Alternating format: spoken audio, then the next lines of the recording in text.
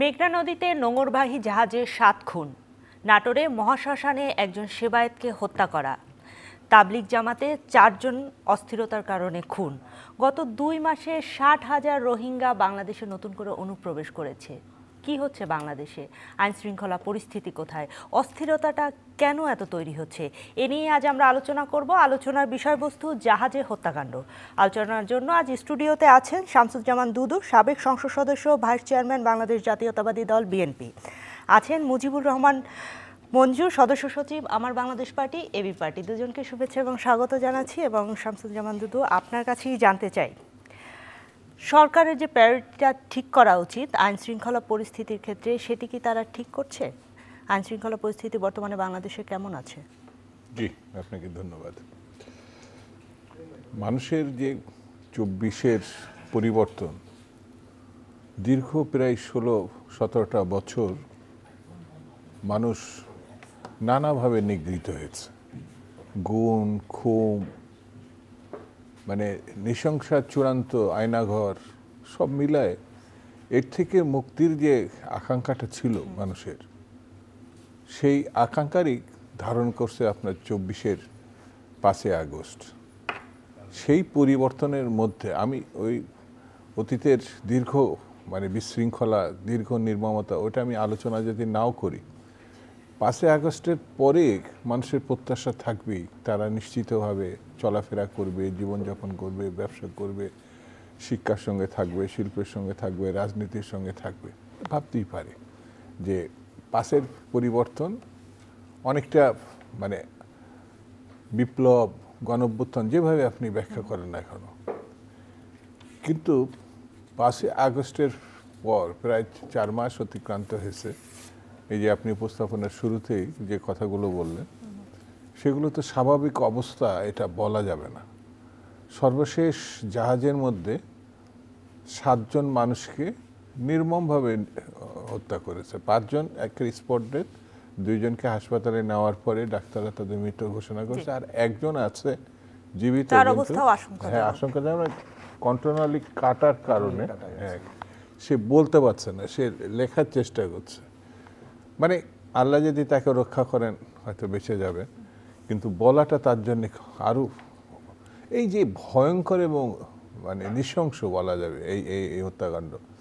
অনেকটা এই ৭ জনের মৃত্যুতে আমার হঠাৎ করে শেখ মুজিবের সময় মহসিন হলে ব্রাশ ফায়ার করে ছাত্রলীগের প্রতিপক্ষ গ্রুপ ৭ জনকে হত্যা করেছিল। সেই সময় এই ৭ শব্দ উচ্চারণ এখন হওয়াতে আমার কাছে সেই কথাটা মনে পড়ে গেল। এখন মানুষ তো এই হত্যাকাণ্ড সহজভাবে নিতে পারে না। আমরা যারা রাজনীতি করে সংস্কার যখন এখন বেরোই, তাদের আত্মীয় স্বজনরা বলছে এটি হয়তো পরিকল্পিত। আমরা দেখেছি অনেক সময় লঞ্চ ডুবি হয়, জাহাজে এরকম মানুষ হত্যা করে, এটি বোধহয় এটা বোধহয় খুব, হ্যাঁ কখনো কখনো ডাকাতি হয়েছে, ছিনতাই করে নিয়ে গেছে, কিন্তু এইভাবে নৃশংসভাবে একেবারে সবাইকে হত্যা করা এটা ভাবা যায় না। তো সেই ঘটনায় আমার মনে হয় এই সরকারের আইন শৃঙ্খলা বিষয়ক যে প্রত্যাশা মানুষের, সেটা একেবারে শেষ প্রান্তে এনে দাঁড় করাই দিছে। আমার কাছে এটা মনে হয়েছে। এখনো পর্যন্ত সরকার যদি সজাগ না হয়, সে নির্বাচন দিতে পারছে না, সে ভাতটা নিশ্চিত করতে পারছে না, নিরাপত্তাটাও নিশ্চিত যদি না হয়, অনেকটা স্বপ্নের সরকার তো আমাদের, প্রত্যাশিত সরকার। এমন কোনো রাজনৈতিক দল নেই, আওয়ামী লীগ এবং তাদের অনুসারী 14 দল বাদে, এই সরকারকে সমর্থন দেয় নাই। সবাই দিছে সমর্থন, আমরাও দিছি, বিএনপিও দিছে, কিন্তু তারপরও এই ব্যর্থতা একটা প্রশ্নের জায়গায় এনে দাঁড় করাই দিছে সরকারকে। আপনি ব্যর্থতার জায়গা বলছেন, জনাব মঞ্জু আপনি কি বলবেন? দ্য ইকোনমিস্টের তালিকায় 24-এর বর্ষসেরা দেশ বাংলাদেশ কি হিসাবে বর্ষসেরা হলো? আইন শৃঙ্খলা পরিস্থিতির অবনতি এই হিসাবে না, বর্ষসেরা হয়েছে তো সেটা একটা অবিস্মরণীয় বিপ্লব বা গণ অভ্যুত্থানের দৃষ্টিকোণ থেকেই বলেছে। কারণ আপনি জানেন যে বাংলাদেশে যে গণ অভ্যুত্থানটা হয়েছে, এটা পৃথিবীর যে কোনো গণ অভ্যুত্থানের সাথে এটার কোনো মিলছে না। এটা একেবারে নতুনভাবে একটা ঘটনার মতো ঘটেছে, যেটা হচ্ছে যে ছাত্র ছাত্রী, রাজনৈতিক নেতৃবৃন্দ, মা বাবা, ভাই বোন সবাই একসাথে নেমে এসেছে রাস্তায়। এবং দেখেন এভাবে দুর্দণ্ড প্রতাপশালী শাসক পালিয়ে যাওয়ার ঘটনা, আচ্ছা না হয় শাসক পালিয়ে গেল, কিন্তু তার সাথে সাথে তার আজ্ঞাবহ পার্লামেন্টের প্রত্যেকটা সদস্য, সেই গণঅভ্যুত্থানের স্পিরিটটাকে আমরা ধরে রাখতে পারছি বর্তমান দৈনন্দিন জীবনে? পৃথিবীর তো এটা একটা ট্র্যাজেডি যে আমরা বেশিরভাগ বিপ্লবী সফল হয় নাই। বেশিরভাগ, যেমন আমাদের মুক্তিযুদ্ধের কথাই বলেন, মুক্তিযুদ্ধ তো আরো ম্যাসিভ একটা বিষয়, যেখানে আপনার 30 লক্ষের কথা বলা হচ্ছে, মানে লক্ষ লক্ষ মানুষের জীবন গেছে, লক্ষ লক্ষ বাড়িঘর মানুষের ধ্বংসস্তূপে পরিণত হয়েছে। সেখান থেকে আমরা যে দেশটা পেয়েছি, সেখানেও তো আমাদের স্বপ্নভঙ্গ। আমরা মুক্তিযোদ্ধারা বলছেন যে তারা যে কাঙ্ক্ষিত দেশ সেটা পান নাই। সুতরাং আমি যেটা 69 গণ অভ্যুত্থানের পরেও এই দীর্ঘশ্বাস ছিল, 90-এর সংগ্রামী তো এখানে দুদুভাই বসাই আছেন, আমরা তো 90-তে অনেক ছোট ছিলাম, কিন্তু আমরাও রাজপথে নেমেছি তখন। এখনকার যে শিশু কিশোররা যেভাবে রাস্তায় নেমে এসেছে, আমরাও 90-তে নেমে এসেছিলাম, কিন্তু 90-এর স্বপ্নটা তো চূর্ণ হয়েছে। আপনি দেখেন এখন জাতীয় পার্টিও গিয়ে শহীদ মিলনের মানে মাজারে গিয়ে তারা ইয়ে দেয়, মানে শোক প্রকাশ করে, শুনে দেখি মানে বিব্রত হতে হয় আমাদেরকে। তো আপনি যেটা বলেছেন, সত্যিকার অর্থে প্রথম থেকেই আমরা যে জিনিসটা বর্তমান অন্তর্বর্তী সরকারকে বলেছিলাম যে প্রধানতম চ্যালেঞ্জ হবে আইন শৃঙ্খলা পরিস্থিতি এবং আমাদের অর্থনৈতিক যেই মানে ভিতটা ধসে গিয়েছিল, ব্যাংকে টাকা নাই, টাকা পয়সা লোপাট হয়ে গেছে, বাজারের দাম মূল্য আগুন, একটার পর একটা দ্রব্যমূল্য বাড়ছে। আমরা এই জিনিসগুলোর ব্যাপারে সরকারকে বলেছিলাম যে আপনি সংস্কার করেন, নির্বাচন দেন, সংস্কার করতে 2 দিন দেরি হোক, নির্বাচন করতে 2 দিন আগে হোক দেরি হোক, অসুবিধা নাই। সাধারণ মানুষের যেই অস্বস্তিটা, কারণ দেখেন একটার পর একটা ক্রাইসিস আমরা ফেস করেছি। করোনার একটা ভয়ানক পরিস্থিতি যাওয়ার পরেই এই সরকার যে লুটপাটের, মানে করোনা থেকে শুরু হয়েছে লুটপাট। আপনি তো দেখেছেন যে করোনার সময় ভ্যাকসিন নিয়ে একটা কেলেঙ্কারি হয়েছে, পর্দা কেনা, তারপর বালিশ কেনা নিয়ে, মানে এটাও পৃথিবীর ইতিহাসের ন্যাক্কারজনক ঘটনা, কোথাও এরকম আপনি দেখবেন না, যেখানে সারা পৃথিবীতে করোনা উপলক্ষে দেখা গেছে যে সব মানুষ সঠিক পথে চলে আসছে, যারা খারাপ পথে ছিল ওরা পর্যন্ত সঠিক পথে চলে আসছে। আমি বহু লোককে জানি ব্যক্তিগতভাবে যাদের জীবনধারা পরিবর্তন হয়ে গেছে। বহু লোককে আমি দেখি যে সে খুব পায়াস হয়ে গেছে, জিজ্ঞেস করলে বলে যে ভাই করোনার সময় আমি একেবারে মানে ঠিকঠাক হয়ে গেছি। সারা পৃথিবীতে আপনি দেখবেন বড় বড় ব্যবসায়ী যারা পৃথিবীতে নামি নামি ধনীরা আছে, তারা কোটি কোটি ডলার তারা দান করেছে মানবতার কল্যাণের জন্য। আমাদের দেশের এই আওয়ামী দুর্বৃত্তরা করোনাকে পুঁজি করে পর্যন্ত মানুষকে সর্বশান্ত করেছে। তো সেই জায়গায় এই সর্বশান্ত হতে হতে আমাদের রিজার্ভ খালি হয়েছে, আমাদের ব্যাংক লুটপাট হয়ে গেছে, আমাদের যেটা হিসাবে এসেছে যে আপনার শ্বেতপত্রে সেখানে 28 লক্ষ কোটি টাকা পাচার হয়েছে। এবং বাংলাদেশের লোকদের বাড়ি হয়েছে কানাডার বেগমপাড়ায়, মালয়েশিয়ায় সেকেন্ড হোম হয়েছে, দুবাইতে, সিঙ্গাপুরে, কি হয়নি। তো সেই জায়গা থেকে আপনি যেটা বলেছেন যে এত বড় একটা ম্যাসাকারের পরে, এত বড় একটা মানে আমাদের জাতীয় জীবনের অধঃপতনের পরে পরিবর্তনের জায়গায় সরকারের যে জায়গাটাতে বেশি মানে দৃষ্টি দেওয়া দরকার ছিল, এবং এখানে কিন্তু সেনাবাহিনী, পুলিশ, বিজিবি এবং আরও অন্যান্য যে বাহিনী আছে তাদেরকে এই কাজে বেশি করা দরকার ছিল। আমি দুদুভাই এখানে আছেন, আমি আপনাকে বলি, দর্শকদেরকেও আমি অনুরোধ করবো বিষয়টা বিবেচনা নেওয়ার জন্য। আমি সব জায়গায় এই কথাটা বলছি, তত্ত্বাবধায়ক সরকারের সময় আপনি দেখবেন পুলিশ বাহিনী, তারপরে ডিস্ট্রিক্ট অ্যাডমিনিস্ট্রেশন এবং জনপ্রশাসন বলা হয়ে থাকে যে রাজনৈতিক দল ক্ষমতায় থাকলে তারা যতটুকু না সাহসী এবং মানে স্বতঃস্ফূর্ত ভূমিকা রাখেন, তত্ত্বাবধায়ক সরকারের সময় কিন্তু তারা তার চাইতে বেশি রাখেন, নিরপেক্ষ ভূমিকা রাখতে পারেন। এবং অনেক সময় তারা বলেন যে এতদিন আমরা দলীয় কারণে পারি নাই, এখন আমরা স্বাধীনভাবে কাজ করতে পারছি। পুলিশকে অ্যাক্টিভ করার জন্য বোধহয় 4.5 মাস, বেশ অনেকটা সময়, অনেক সময়। তো এখন আপনি দেখেন, এখন আপনি এই জাহাজের হত্যাকাণ্ডটিকে কেমন করে দেখেন, এটি নিয়ে আমি ফিরবো আপনার কাছে। জি, শামসুজ্জামান দুদু, আপনার কাছে জানতে চাই, সাধারণ মানুষ আসলে কে ক্ষমতায় যাবে, কবে নির্বাচন হবে সেটি যেমন জানতে চায়, কিন্তু তাদের কাছে কিন্তু তার চেয়ে গুরুত্বপূর্ণ হচ্ছে তাদের জীবনের নিরাপত্তা, দ্রব্যমূল্যের দাম কেমন, এই সব কিছু মিলিয়ে আপনি কি দেখছেন, কি অবস্থা? আমি শুরুতেই কিছুটা টাচ করেছি, সাধারণ মানুষের কথা কি কেউ শুনতে পাচ্ছে? না, আমি এই যে মঞ্জু সাহেব যে কথাটা বলছিলেন, খুব গুরুত্বপূর্ণ কথা, যে যখন রাজনৈতিক দলরা ক্ষমতায় থাকে, আমাদের এখানে কিন্তু দুটো দিক আছে সরকারে, রাজনৈতিক সরকার আর কেয়ারটেকার। একটা আমরা আন্দোলন সংগ্রাম করে যে প্রতিষ্ঠা হয়েছিল, সেই সময় নির্দল একটা অবস্থান তৈরি হতো এবং সেই নির্দলীয় অবস্থান থেকে তখন প্রশাসন, আইন শৃঙ্খলা বাহিনী, অর্থনৈতিক কর্মকাণ্ডের সঙ্গে যারা জড়িত সবাই কিন্তু স্বাচ্ছন্দ্যে মুক্তভাবে একটা মানে জাতির পুনর্গঠনে মানে একটা ভূমিকা রাখে, সবাই কিন্তু অ্যাক্টিভ থাকে, আমি দেখেছি। সেই ক্ষেত্রে রাজনৈতিক দলরাও ওই স্পিডকে সমর্থন দিত, তারা তাদেরকে মানে সঙ্গে কাজ করত। এই প্রথম এই শুরুতে কিন্তু মানে এই সরকারকে প্রতিটা, আমি একটু আগে বললাম, প্রতিটা রাজনৈতিক দল, ছাত্র সংগঠন, যারা আন্দোলনের সঙ্গে সবাই সমর্থন দিয়েছে। এমনকি দেখেন না, আমরা ডক্টর ইউনূসকে 4 দিন সরকার ছিল না, ডক্টর ইউনূসের জন্য আমরা বসেছিলাম, বাংলাদেশ বসেছিল, জনগণ বসেছিল। 4 দিন পরে উনি প্যারিস থেকে আসছিলেন, তারপরে সরকার গঠন হয়েছে। এবং সরকার গঠনের পরে সর্বশেষ মিটিংয়েও কেউ বিরোধিতা করেনি। ভিন্ন মত প্রতিটা রাজনৈতিক দলের আছে বলে বিভিন্ন রাজনৈতিক দল তারা তাদের মতো করে নির্বাচন, আইন শৃঙ্খলা পরিস্থিতি অথবা সংস্কার এগুলো দেখে, কিন্তু জাতীয় ঐক্য এবং জাতির স্বার্থে তারা কিন্তু অভিন্নতার পরিচয় দিছে। কেন ভাই আপনার কঠোর হবে না সরকার? সে শুধু বলেই মানে দায় সারতে পারে না তো, তার হাতে পুলিশ আছে, মিলিটারি আছে, তরুণরা আছে, দেশবাসী আছে, রাজনৈতিক দল আছে। আপনার এই 7টা তাজা প্রাণ, এই মাদের, ভাইদের, এদের স্ত্রীদের কি জবাব দেবে? এই পরিবারের কাছে কিভাবে?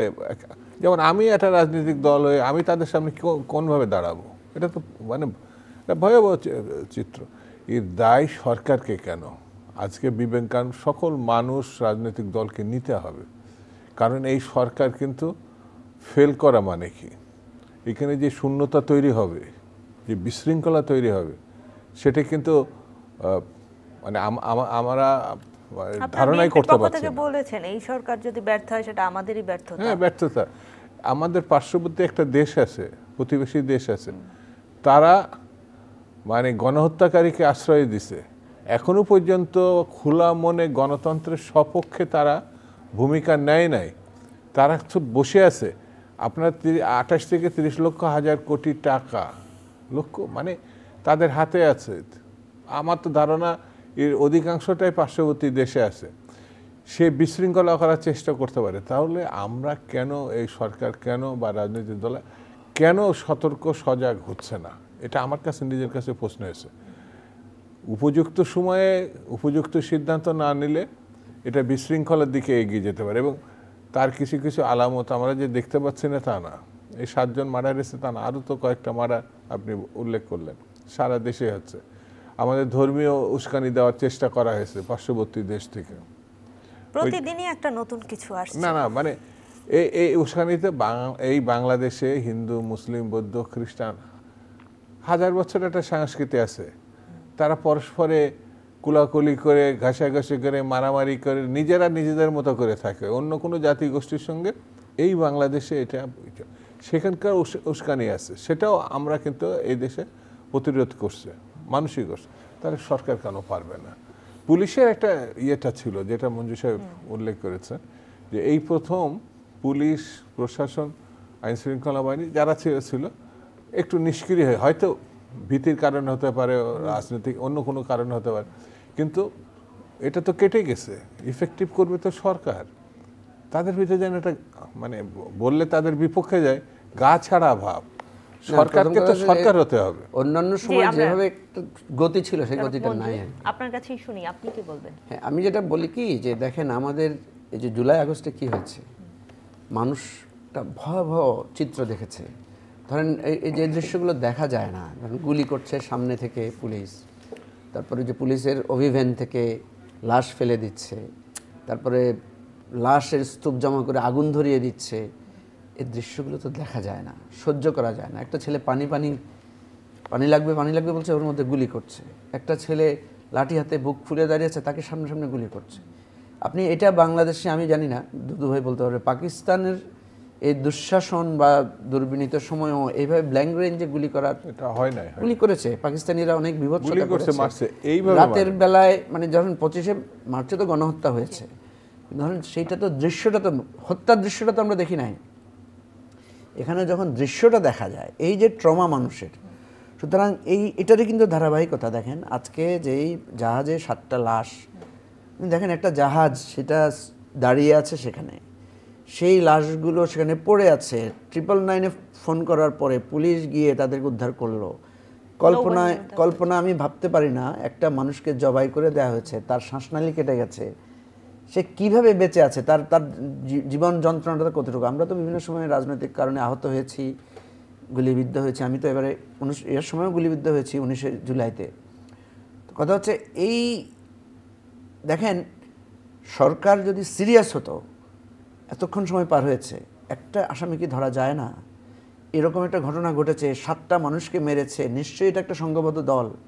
এখন পর্যন্ত আমাদের কাছে কোনো তথ্য নাই। তাহলে এই জায়গায় পুলিশ বলেন, আর্মি যেহেতু এখন সক্রিয় আছে, তাদেরও গোয়েন্দা বাহিনী আছে। আমাদের কথা হচ্ছে, বলা হচ্ছে যে প্রফেশনাল কিলাররা এদের, কথা হচ্ছে যে আর রক্ত দেখতে চায় না। ধরেন 5 তারিখ পর্যন্ত একটা বিষয় ছিল, 8 তারিখ পর্যন্ত, যেটা দুদুভাই বলেছেন, 8 তারিখ পর্যন্ত আমরা অপেক্ষায় ছিলাম। এই সরকার দায়িত্ব নেওয়ার পরে সর্বাত্মকভাবে সহযোগিতা সবাই করেছে। আমার কথা হচ্ছে এই সরকারের একটা অপ্রস্তুত অবস্থায় তারা দায়িত্ব নিয়েছে, একটা ভগ্ন অবস্থায় তারা এসে দায়িত্ব নিয়েছে। তাদের উপর বেশি চাপাচাপি করব আমরা, তাদেরকে বারবার ব্লেম করব, বিষয়টা এমন না। কিন্তু কথা হচ্ছে আমরা তো সবাই সাহায্য করতে চাই। বিশ্বাস করেন, আমার মনে হয় জনগণ এত একতাবদ্ধ, সরকার যদি মানুষকে বলে যে আপনারা রাস্তায় নেমে পাহারা দেন, রাত জাগেন, আমার তো মনে হয় সবাই পাহারা দিবে, রাত জাগবে। দেখেছিলাম যে 5ই আগস্টের পরে কিন্তু ছাত্ররা রাস্তা পাহারা দিয়েছে, ট্রাফিক পুলিশের দায়িত্ব পালন করেছে। সেই জায়গা থেকে কি আমরা সরে এসেছি, সেই মানসিক জায়গা থেকে? সেটাও তো একটা প্রশ্ন। আমি এই প্রশ্নটা তুলি সব জায়গায়, যে যেই কিশোররা, যেই তরুণরা রাস্তা পাহারা দিয়েছে, যেই তরুণরা তখন কিন্তু একটা ডাকাতি শুরু হয়েছিল, হ্যাঁ, তখন তারা রাজপথে নেমে এসেছে, সারা রাত জেগেছিল। যেই তরুণরা ট্রাফিক কন্ট্রোল করেছে, এবং দেখেন তখন কিন্তু সবাই লেন মেনে চলেছে, কেউ আনঅথরাইজ পার্কিং করে নাই। ঢাকা শহরটা মনে হচ্ছে যেন হঠাৎ করে একটা নতুন পরিবর্তন। সেই তরুণরা কেন ঘরে ফিরে গেল? ঘরে ফিরে গেল, কোনো অসুবিধা নাই, কিন্তু তাদের সাউন্ডটা কোথায়? তারা কেন বলছে না? এখন কেন ট্রাফিক 3 ঘন্টা, আপনাদের এখানে আসতে তো 1.5 ঘন্টা লেগেছে আমার, কেন হচ্ছে? সেই জন্য আমার কাছে মনে হচ্ছে যে তরুণরা কি হতোদ্যম হয়ে গিয়েছে? তারা কি ক্লান্ত? তারা কি হতাশ? নাকি তারা ভেতরে ভেতরে রাগে ফুঁসছে আবার? নাকি তারা নতুন রাজনৈতিক দল করতে ব্যস্ত? না, নতুন রাজনৈতিক দল করতে ব্যস্ত তো একটা আছে। নতুন রাজনৈতিক দল করলে তো কোনো অসুবিধা নাই। রাজনৈতিক দল করা কত কঠিন, এবং এটা তো আমরা চাই যে অভিজ্ঞতা তারা অর্জন করুক। না, রাজনৈতিক দল করতে হলে তো জনগণের সাথে থাকতে হবে। আমি তরুণদেরকে বলছি না পার্টিকুলারলি, মানে আমরা কি ওই জায়গা থেকে সরে এসেছি কি? আমার ভয় হয় কি জানেন, আমার মনে হচ্ছে ওই তরুণ প্রজন্ম আবার ভেতরে ফুঁসছে। তারা যে স্বপ্নটা দেখেছিল, সেই স্বপ্নটা যদি, যেটা ভাই বললেন, যে আমরা যদি এই আন্দোলন, এই সরকার যদি ব্যর্থ হয়, আমরা কেউ কিন্তু ছাড় পাবো না। কারণ আমরাই এই সরকারের, ওই যে বললাম না, আমরা সবাই মিলেই তো গিয়ে শপথ নিয়েছে। সেই শপথ অনুষ্ঠানে যখন থাকে ডক্টর ইউনূস শপথ নেওয়ার পর যখন আমরা সবাই করতালি দিয়েছিলাম, তার মানে আমিও তো সেই শপথ নিয়েছি। এবং ডক্টর ইউনূস যখন বলেছে যে প্রত্যেকের জায়গা থেকে পরিবর্তনের সূচনা করেন, আমি কিন্তু সত্যিকার অর্থে আমার বাসায় এসে আমি কিছু পরিবর্তন করেছি, লাইফস্টাইলে কিছু পরিবর্তন আনার চেষ্টা করেছি। কারণ আমি মনে করছি এটা একটা দায়, আমার জীবনে তো একটা পরিবর্তন আনতে হবে। তাহলে এরকম একটা স্বপ্নের বিপ্লব যদি ব্যর্থ হয়, আমি মনে করছি শিশুরা, কিশোররা আবার আসবে, এবং এসে তারা কিন্তু তখন আবার আমাদেরকে জিজ্ঞাসা করবে যে আমাদের রক্তের হিসাব দাও। আপনি তো আজকে 7টা লাশের কথা বলছেন, ইমিডিয়েটলি তো 1500 লাশ পড়েছে, 1500 থেকে 1600। গত পরশুদিনও আরাফাত ছেলেটা মারা গেছে, 12 বছর বয়স, মাদ্রাসা পড়ুয়া ছেলে, দীর্ঘ সময় ফাইট করেছে সে হসপিটালে। সেজন্য আমরা বলছি সময় এখনও আছে। এই লাশ, 7টা লাশে যেটা শেষ লাশ হয়, আর লাশ আমরা সহ্য করতে পারবো না। সরকারকে সিরিয়াস হতে হবে। আমাদের নানাবিধ ষড়যন্ত্র আছে, কিন্তু ষড়যন্ত্রের কথা বলে আমরা পার পাবো না। যেহেতু ষড়যন্ত্র হবে আমরা জানি, সেহেতু আমাদেরকে সেটার জন্য প্রস্তুত হতে হবে, মোকাবেলা করতে হবে, এটাই আমি বুঝি। জি, অনেক ধন্যবাদ। জনাব মঞ্জু, আপনার কাছে, দুঃখিত জনাব শামসুজ্জামান দুদু, আপনার কাছে জানতে চাই, এই যে আমরা সব কিছু নিয়ে বলছিলাম, এই সমস্যাগুলো, এগুলো আসলে সমাধানের পথ কি? জনাব মুজিবুর রহমান মঞ্জু তিনি বলছিলেন যে সরকারকে সিরিয়াস হতে হবে, আপনারা বলছেন যে নির্বাচন দ্রুত দিয়ে একটি রাজনৈতিক দল আসলেই এই সমস্যার সমাধান। নির্বাচিত রাজনৈতিক শক্তি আসতে হবে, দলের থেকেও নির্বাচিত প্রতিনিধি। আমি যে দায়টা নেবে, যেমন এই দলের মানে এই সরকারের দায়িত্ব সব রাজনৈতিক দলগুলো ভাগাভাগি, তাদের তো কোনো মানে কিছুই আছে বলে আমার কাছে মনে হচ্ছে না। আমরা যে এই সরকারকে যতটা বলে আসছি সেই ব্যাপারে তারা সিরিয়াসনেস থাকলে তো পুলিশ এইভাবে বসে থাকে না, এইভাবে প্রশাসন বসে থাকে না, এইভাবে মিলিটারি। আমি একটু সময় নিচ্ছি আপনার কাছ থেকে। দর্শক, অনুষ্ঠানটি লাইভ স্ট্রিম হচ্ছে চ্যানেল আই এর অনলাইনে, আপনারা আমাদের সঙ্গে থাকুন এবং এই অনুষ্ঠানটি চ্যানেল আই ফেসবুক এবং ইউটিউবে যে কোনো সময় বিশ্বের যে কোনো প্রান্ত থেকে আপনারা দেখতে পারেন। জি, আপনি বলছিলেন।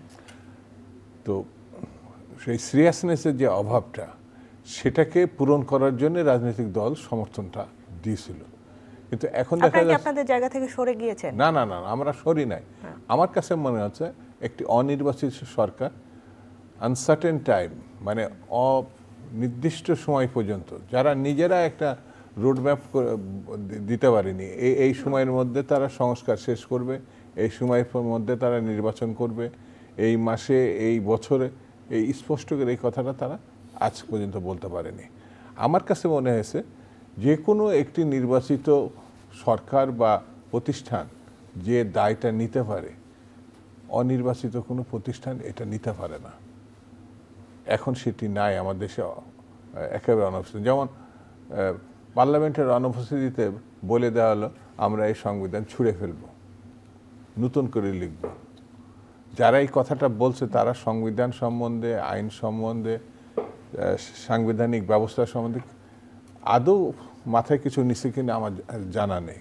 কারণ এই সংবিধানের পরিবর্তন যদি করতে হয় সেটা পার্লামেন্ট লাগবে, খুব বেশি হলে একটা সুপারিশ করতে পারে। এমনকি এই সরকারের ত্রুটি বিচ্যুতিও পরবর্তী পার্লামেন্টের অনুমোদন লাগবে, কার্যক্রম অনুমোদন লাগবে। এমনকি সংস্কার মানে আধুনিকতার দিকে নিয়ে যাওয়া, সমস্যাকে মোকাবেলা, এটা সবাই একমত নাও হতে পারে, কিন্তু পার্লামেন্ট যদি অনুমোদন করে তাহলে এটা আপনার টেকসই হয়ে যাবে। কিন্তু উপদেষ্টা মণ্ডলী তো বলছেন আপনারা 53 বছরে সংস্কার করতে পারেননি রাজনীতির দলগুলো, সেই জন্য না তাদের আসতে হলো। এই দেশটাই তো রাজনীতির নেতারা দিয়েছে, এই দেশটা তৈরি করেছে রাজনীতির নেতারা, তাদের নেতৃত্বে এখানে যুদ্ধ হয়েছে, তারা এই দেশটাকে তৈরি করেছে, সংবিধান করেছে রাজনীতির নেতৃবৃন্দ।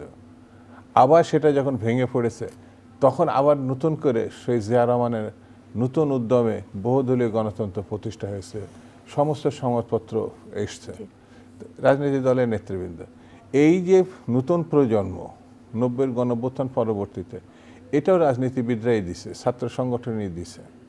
এমনকি এই 24-এ যে গণঅভ্যুত্থান, যাদের ঘাড়ে উঠে তারা এখানে বসছে, তাদের অধিকাংশই কখনো মাঠে রাজনীতি করে নাই। রাজনীতি মানে কোনো মিছিলও যায়নি, একটা মামলাও হয়নি। এই যতগুলো আছে, ডক্টর ইউনূস সাহেবের কোনো রাজনৈতিক মামলা হয়নি, যা কিছু হচ্ছে ব্যবসার কারণে হয়েছে, প্রাতিষ্ঠানিকগত হয়েছে, অথবা প্রধানমন্ত্রীর সঙ্গে টানাপোড়েনের কারণে হয়েছে, রাজনৈতিক মামলা নেই। তিনি আজ জন্ম কোনোদিন রাজনৈতিক ব্যাপারে বক্তব্য দিয়েছেন এরকম কোনো ঘটনা নেই, অথচ রাজনীতিকবিদদের ঘাড়ে চড়ে তিনি গেছেন। যারা ছাত্র রক্ত দিয়েছে এরা অধিকাংশই হচ্ছে কোনো না কোনো ছাত্র সংগঠনে, আন্দোলনে যারা নেতৃত্ব দিয়েছে কোনো না কোনোভাবে তারা ছাত্র সংগঠনে, হয় মেম্বার, হলের মেম্বার, নাই কোনো একটা ছোট প্রতিষ্ঠানের মেম্বার, কোনো না কোনো দলকে তারা সমর্থন করে আছে। সেই জন্যে যারা এই কথা মন্তব্য করছেন, দায়িত্বজ্ঞানীন মন্তব্য করছেন, শিশুসুলভ মন্তব্য করছেন, তাদের কৃতজ্ঞ থাকা উচিত রাজনীতিবিদদের উপরে। এই জন্য একটা সংকট বেশি দীর্ঘায়িত হবে। আজকে নতুন একটি ছাত্র সংগঠনের রাজনৈতিক দলের তৈরি, আমরা অভিনন্দন জানিয়েছি এবং এই সঙ্গে এই কথা বলেছি, আমাদের অভিজ্ঞতা আছে সরকারের সঙ্গে ঘেঁষাঘেঁষি করে যে দল হয় সেটা কিংস পার্টি হিসেবে চিহ্নিত হয়েছে। যেমন ডক্টর ইউনূস সাহেবের এটা 111-এর পরে 17 দিন টিকে ছিলেন, এত সহজ ব্যাপার না তো, উনি চেষ্টা করছেন। তারাও কিন্তু মন্তব্য করেছে বিএনপি বাংলাদেশের প্রথম কিংস পার্টি, জাতীয় নাগরিক কমিটির আহ্বায়ক নাসিরউদ্দিনকে আমি চিনি না খুব একটা।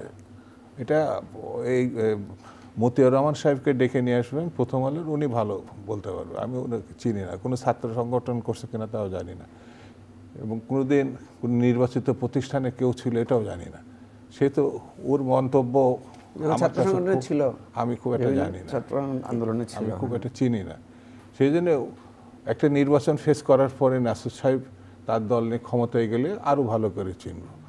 তবে সরকার সঙ্গে যাদের সম্পর্ক আছে তাদের অবশ্যই পদত্যাগ করতে হবে। ওই জায়গায় থেকে কোনো ছাত্র রাজনৈতিক দল গঠনের যদি ঘটনা থাকে তাহলে বুঝতে হবে যে এটা সত্যের সঙ্গে প্রতারণা করা হচ্ছে, আন্দোলনের সঙ্গে প্রতারণা করা হচ্ছে। ওখান থেকে বেরিয়ে গিয়ে রাজনীতি করা উচিত, ছাত্র সংগঠন রাজনৈতিক দল করা উচিত। যেমন এই সংকট তৈরি করেছে ডক্টর মোহাম্মদ ইউনূস। সর্বশেষ তিনি বৈঠক করছেন বৈষম্যমূলক বিরোধী ছাত্র সংগঠনের সঙ্গে, কিন্তু আরও 30টা ছাত্র সংগঠন ছিল।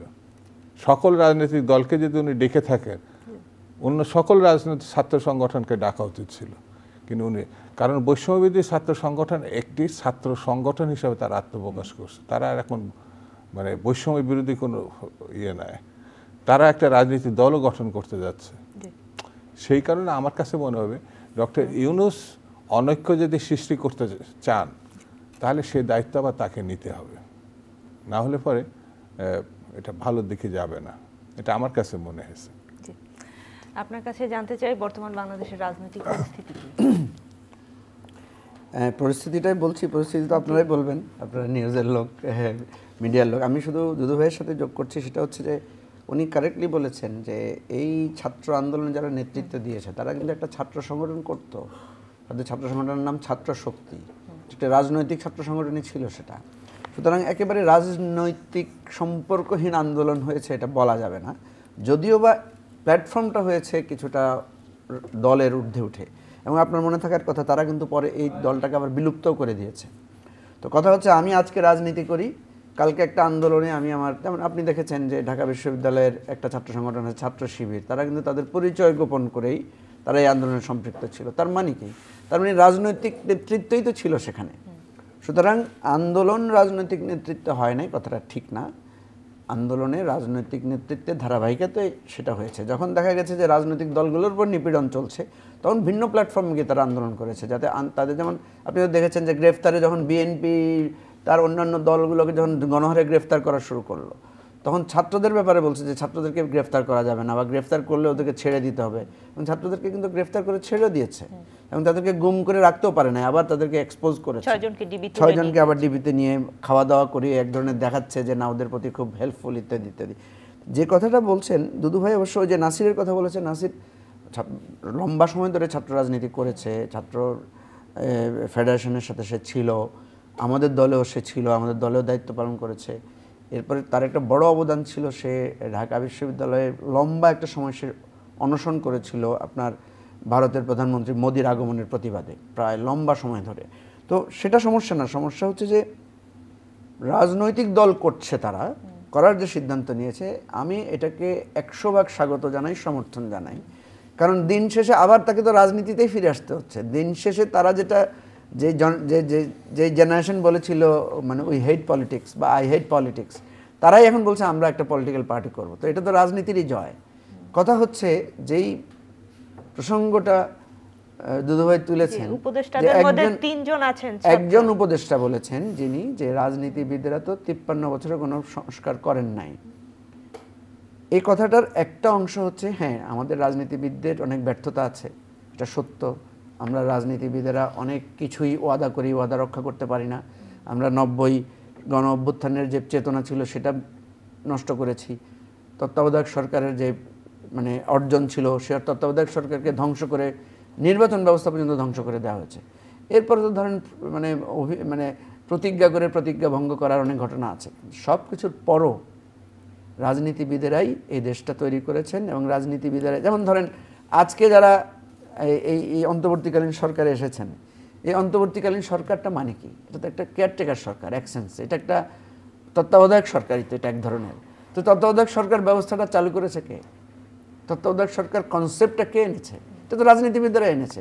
যদি সেই কনসেপ্ট না আনতো, আজকে কি যিনি এই কথাটা বলেছেন আমাদের মানে পরিবেশ উপদেষ্টা, উনি কি আজকে উপদেষ্টা হতে পারতেন? জনাব শামসুজ্জামান দুদু যেটি বললেন যে বাংলাদেশটা তৈরি করেছে রাজনীতিবিদরা, বাংলাদেশটা তৈরি না হলে আজকে আমরা কি এই 24-এর গণঅভ্যুত্থানটা, রাষ্ট্র ধারণাটাই তো এটা রাষ্ট্র ধারণাটাই তৈরি হয়েছে তো একটা পলিটিক্যাল ক্রমযাত্রার ভিত্তি থেকে। মানুষ তো রাজনৈতিক জীব, বলা হয় না man is a political animal. তো যিনি রাজনীতি করেন না বলেন, তাহলে উনি কি করেন দেখেন আপনি, এই কথাটা আমি বারবার বলি, এটা আমাকে বলতে হয় বারবার, সেটা হচ্ছে ক্লাসের ফার্স্ট বয় কি হবেন? ডাক্তার হবেন। ক্লাসের সেকেন্ড বয় আপনি কি হতে চান? আমি ইঞ্জিনিয়ার হতে চাই, আমি বিসিএস মানে দিয়ে আমি অফিসার হতে চাই। তো আপনি যখন অফিসার হন, এরপর আপনার ট্রান্সফারের জন্য তদবির করতে কার কাছে যান? ডাক্তার যখন হন, আপনি একটা শিক্ষা ছুটির জন্য সুপারিশ নিতে যান, একটা ভালো পোস্টিংয়ের জন্য তদবির করেন কার কাছে? সচিবের কাছে না, রাজনীতিবিদের কাছে করেন, এমপির কাছে করেন, স্কুলে ভর্তির জন্য ওয়ার্ড কমিশনারের পেছনে ঘুরেন না? তাহলে আপনি যাকে অবজ্ঞা করছেন, রাজনীতি করি না, রাজনীতি খারাপ জিনিস, ঘুরে ফিরে তো আপনি রাজনীতিবিদের কাছেই তো যাচ্ছেন। ঘুরে ফিরে আজকে শেখ হাসিনা দেশটাকে যে রসাতলে নিয়ে গেল, তো তাহলে আমাদের মেধাবীরা ক্ষতিগ্রস্ত হয় নাই? তো পলিটিশিয়ানদের কারণে তো ক্ষতিগ্রস্ত হয়েছেন।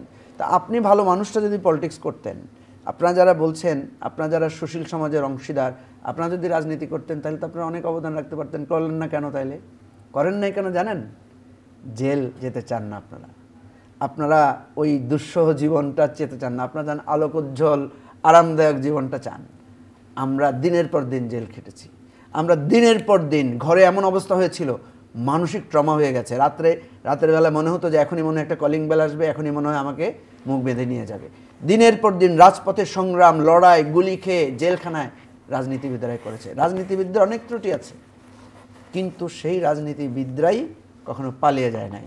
সেই রাজনীতিবিদেরা এত কিছু সহ্য করার পরও রাজপথে ছিলেন। সেজন্য বলছি, রাজনীতিবিদদের ত্রুটি আছে, বিচ্যুতি আছে।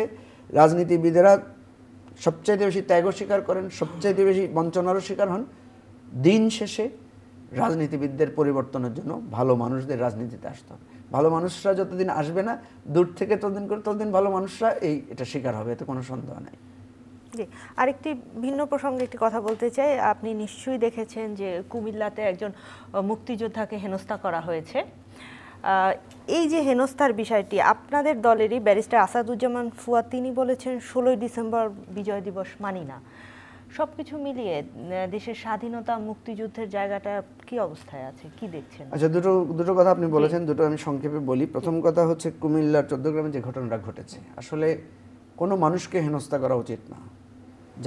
যাকে হেনস্থা করা হয়েছে উনি কিন্তু অপরাধী, এবং শুধু অপরাধী না, ওনার বিরুদ্ধে অনেক মামলা আছে, এবং ওনার বিরুদ্ধে উনি আওয়ামী লীগের মধ্যেই উনি কিন্তু এক ধরনের ওনার বিরুদ্ধে মামলা মোকদ্দমা আছে। তৎকালীন এমপির সাথে তার খুব ঝামেলা ছিল। কথা হচ্ছে যে তিনি মুক্তিযোদ্ধা হয়েছেন বলে তাকে অপমান করা যাবে না, আর একটা সাধারণ মানুষকে অপমান করা যাবে, বিষয়টা কিন্তু এমন না। কারণ শেখ হাসিনা তো বাংলাদেশের স্বপ্নদ্রষ্টা, শেখ মুজিবুর রহমানের সন্তান, তো উনি তো পালিয়ে গেলেন। গণভবনে যে হামলা করা হলো, তাহলে তো এটা আমাদের রাষ্ট্রের অবমাননা হলো, তাই না? আসল কথাটা হচ্ছে এটা তো ক্ষোভের জায়গা। ক্ষোভের জায়গা, প্রত্যেক কিছুর একটা জায়গা থাকতে হবে। এখন যেহেতু ক্ষোভের জায়গাটা নাই, এখন একটা সেটেলমেন্টের জায়গায় এসেছি। এখন ওই কানু সাহেব, যিনি বীর মুক্তিযোদ্ধা, যাকে করা হয়েছে, তাকে উচিত ছিল তাকে আইনের হাতে সোপর্দ করা। তার যদি মামলা থাকে তাকে পুলিশে খবর দেওয়া দরকার ছিল, কিন্তু তাকে হেনস্থা করা, আইন হাতে তুলে নেওয়া, এটা উচিত হয় নাই। এটা আমি দেখেছি, জামাত নিজেও এটার জন্য তারা তাদের ব্যবস্থা নিয়েছে। সো আমাদেরকে এটা খেয়াল রাখতে হবে, আপনি মুক্তিযোদ্ধা হয়েছেন বলে আপনি কিন্তু আইনের ঊর্ধ্বে নয়, আবার আপনি মুক্তিযোদ্ধা নয় বলে আপনাকে যা তা করা যাবে, বিষয়টা কিন্তু তা না। এই জায়গাটা আমাদেরকে পরিষ্কার করে বুঝতে হবে। আসাদুজ্জামান ফুয়াদের কথাটা আমি বলি। ফুয়াদ কোনো একটা প্রোগ্রামে এই কথাটা বলেছে। আমি ফুয়াদকে জিজ্ঞেস করেছি যে আপনি তো দেখলাম বিজয় দিবস উদযাপন করেছেন, আপনি তো দেখলাম বিজয় দিবসের শুভেচ্ছাও জানিয়েছেন আপনার আগের পোস্টে, তো আপনি বিজয় দিবস মানেন না মানে কি? সে আমাকে বলেছে, না, আমি এটাকে একটা প্রতিবাদের জায়গা থেকে বলেছি যে বিজয় দিবসটা 16ই ডিসেম্বরে যেটা হয়েছে, সেটা যেহেতু একটা ভিনদেশি আর্মির কাছে আমাদের দুই দেশের করা হয়েছে, এবং ভারতের প্রধানমন্ত্রীর এবারের যে বক্তব্য, সেখানে বোঝা যাচ্ছে যে ভারতের ভেতরের যে চিন্তাটা, সে এখনও আমাদের বাংলাদেশকে মনে প্রাণে মেনে নিতে পারছে না। সে 16ই ডিসেম্বরের বিজয়টাকে তারই বিজয় মনে করছে। সে কি মনে করলো তাতে আমাদের কিছু আসে যায় না। আমাদের বিজয় দিবসটা সেটেলড একটা ইস্যু, এটাকে নিয়ে কোনো বিতর্ক করার সুযোগ নাই। ব্যারিস্টার ফুয়াদ যেটা বলেছেন, তার সাথে আমার কথা হয়েছে এই বিষয়ে। ব্যারিস্টার ফুয়াদ যেটা বলেছেন সেটা হচ্ছে, তিনি এই প্রতিবাদটা, আলোচনাটা তোলার চেষ্টা করেছেন যে আমাদের দেশে ভারতীয় বাহিনীগুলো যেভাবে বিভিন্ন জায়গায় জেকে বসেছিল, শেখ মুজিবুর রহমান পরে এটা নিয়ে কথা তুলে ভারতকে যখন এখান থেকে প্রত্যাহার করেছেন, উনি বোঝাতে চেয়েছেন সেটাই হচ্ছে আমাদের প্রকৃত বিজয়। তো এই জায়গাটা আমি মনে করি স্পষ্ট হওয়া দরকার যে আমাদের 16ই ডিসেম্বর আমাদের বিজয় দিবস। আসলে দেখেন, দিবস মানে কি? দিবস মানে তো আলাদা কিছু না, এটা তো একটা সেলিব্রেশন করা। এখন আমি যদি 1 মাস পরেও বিজয় দিবস করি, আমি যদি এটাকে গুছিয়ে সাজায় করি, তা তো অসুবিধা নাই। ধরেন আমরা যদি 5ই আগস্টকে বিজয় দিবস বলি একটা নতুন করে, মানে বিজয় দিবস বলে আমি রাষ্ট্রের বিজয় দিবস বলছি না, আমরা তো বলছি আমাদের একটা বিজয় হয়েছে। আমাকে অনেকে বলেছে বিজয়ের শুভেচ্ছা, আমি বলছি না, 5ই আগস্ট আমাদের বিজয় হয় নাই, 5ই আগস্ট হাসিনার পরাজয় হয়েছে। আমাদেরই বিজয় হয়েছে কিনা সেটা নির্ভর করবে আরও অনেক দিন পরে, আরও অনেক কিছু যাওয়ার পরে, সংস্কার, নির্বাচন, আমরা যা যা আলোচনা করছি এগুলো যখন একটা জায়গায় এসে বাংলাদেশ সত্যিকার অর্থে ঘুরে দাঁড়াবে, তখন আমাদের বিজয়ের সেটা পর্যবসিত হবে।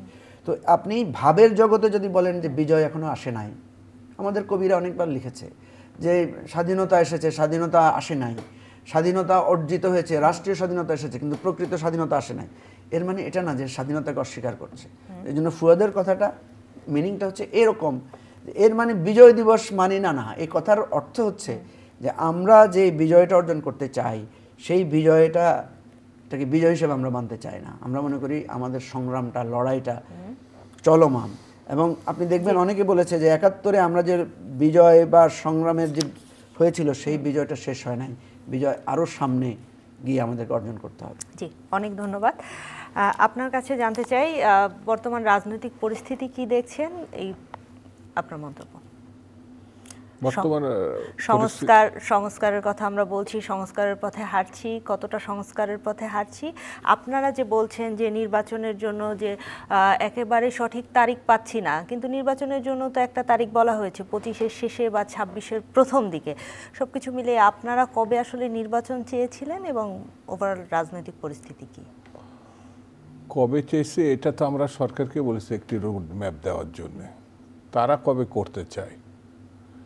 যদি মনে করে এখানে কথা উঠছে প্রথম 1 সপ্তাহ, মানে 24-এর ঘটনা ঘটার 1 সপ্তাহ পরে বলেছিল সরকার 10 বছর থাকবে। তারপরে আমি খেয়াল করলাম যারা বলেছিল 2-3 সপ্তাহ পরে তারা বলেছে 5 বছর থাকবে।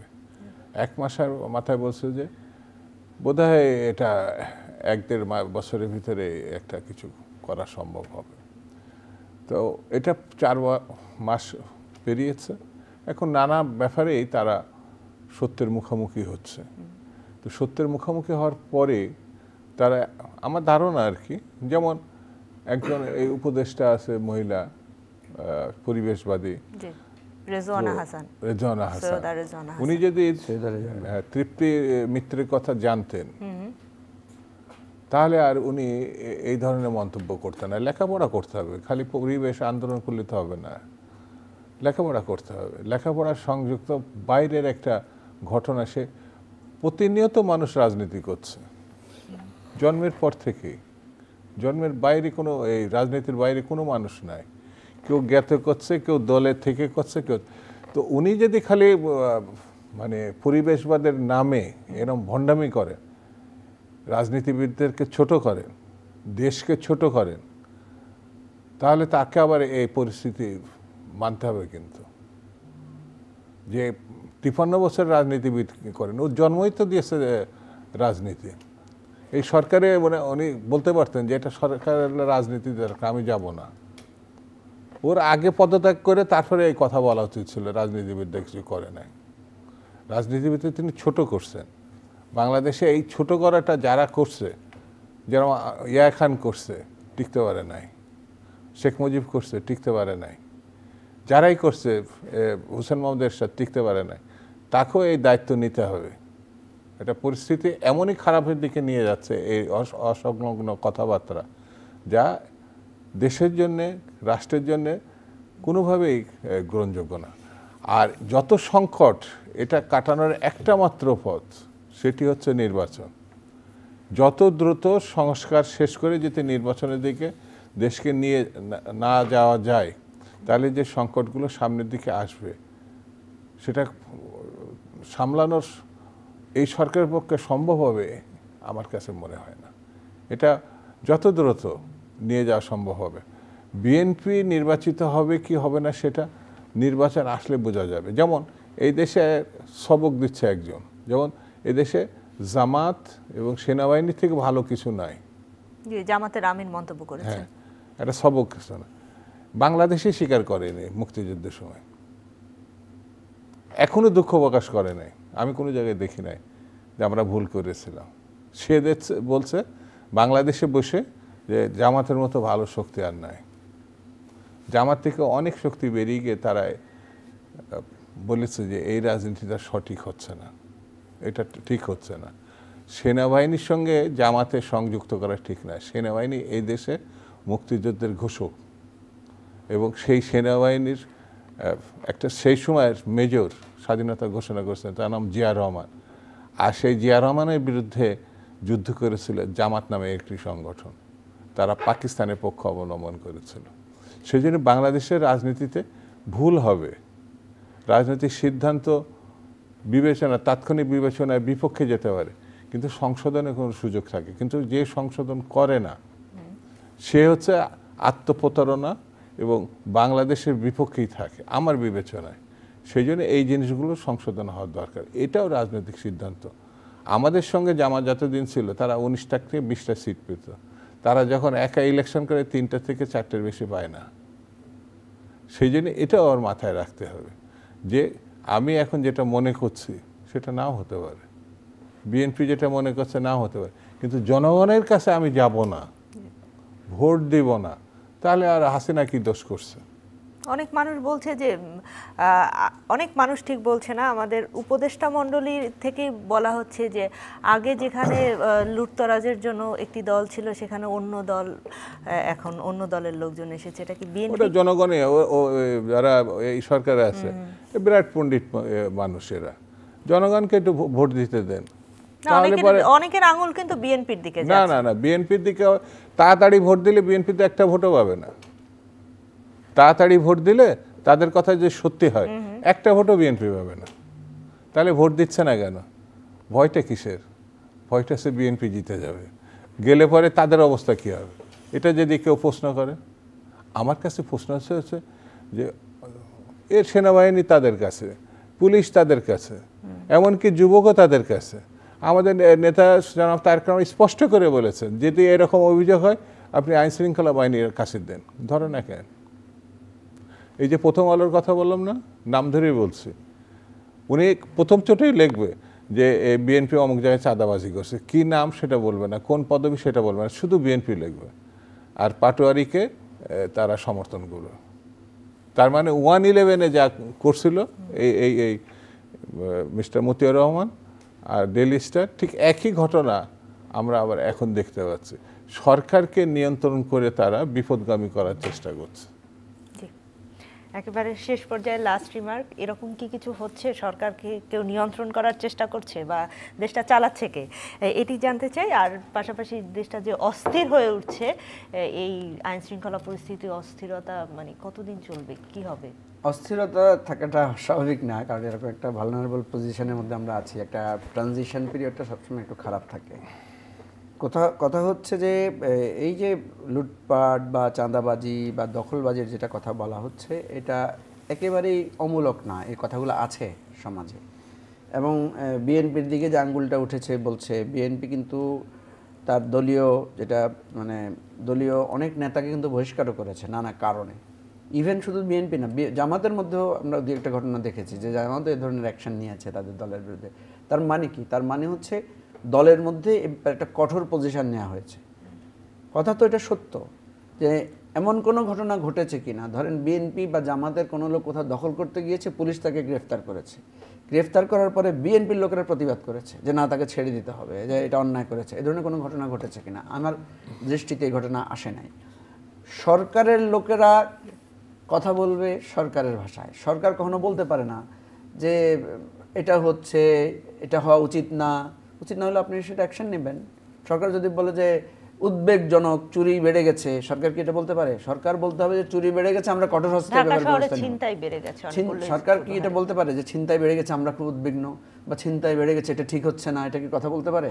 সরকার তো বলবে যে ছিনতাই হয়েছে এবং আমরা এটার ব্যাপারে কঠোর পদক্ষেপ নিচ্ছি, বা আমরা এতজন ছিনতাইকারীকে ধরেছি, বা বিএনপির লোকেরা চাঁদাবাজি করছে, জামাতের লোকেরা চাঁদাবাজি করছে, আমরা জামাতের 5 জনকে ধরেছি, বিএনপির 32 জনকে ধরেছি, এটা তো বলবে তারা।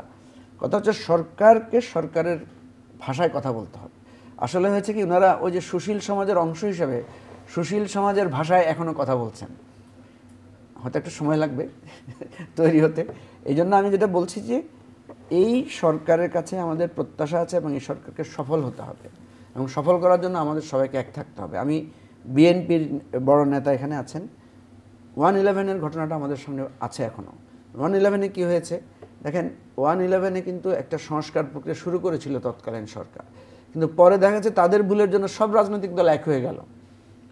শেখ হাসিনা, খালেদা জিয়া জেলের মধ্যে, সেখানে কিন্তু ওনাদের মধ্যে এক ধরনের কমিউনিকেশনও তৈরি হয়েছে এবং জামাতও দেখেছি যে তখন শেখ হাসিনা, খালেদা জিয়ার মুক্তির জন্য তারাও কিন্তু সিগনেচার কালেকশন করেছে।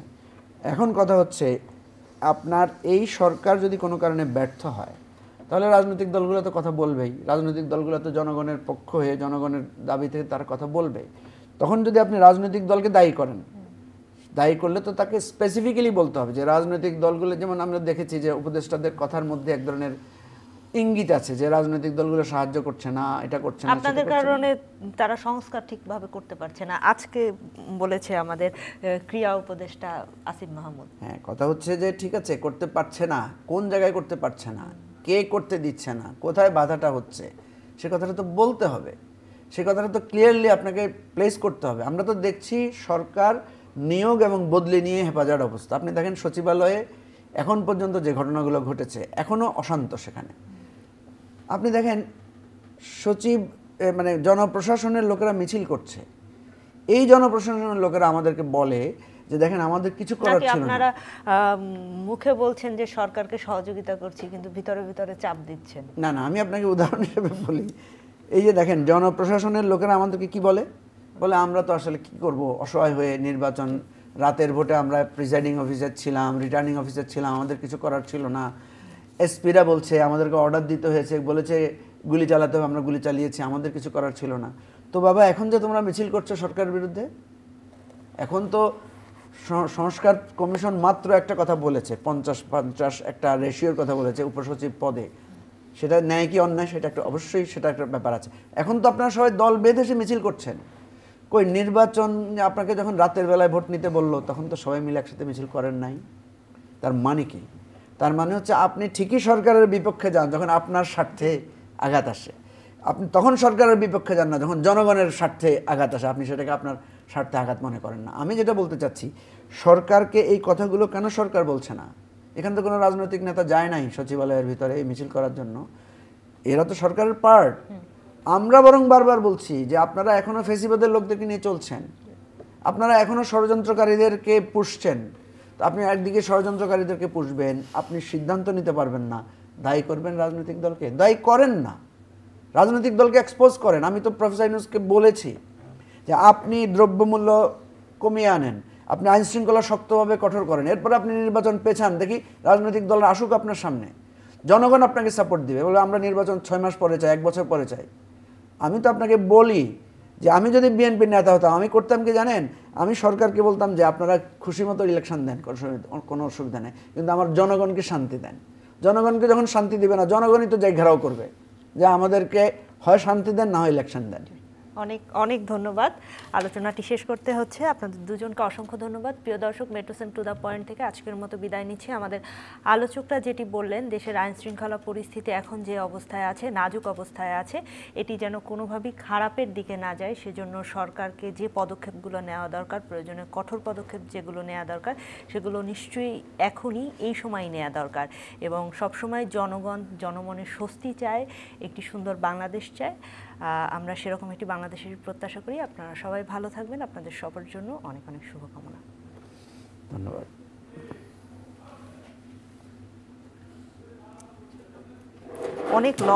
Thank you. অনেক লম্বা আলোচনা হলো।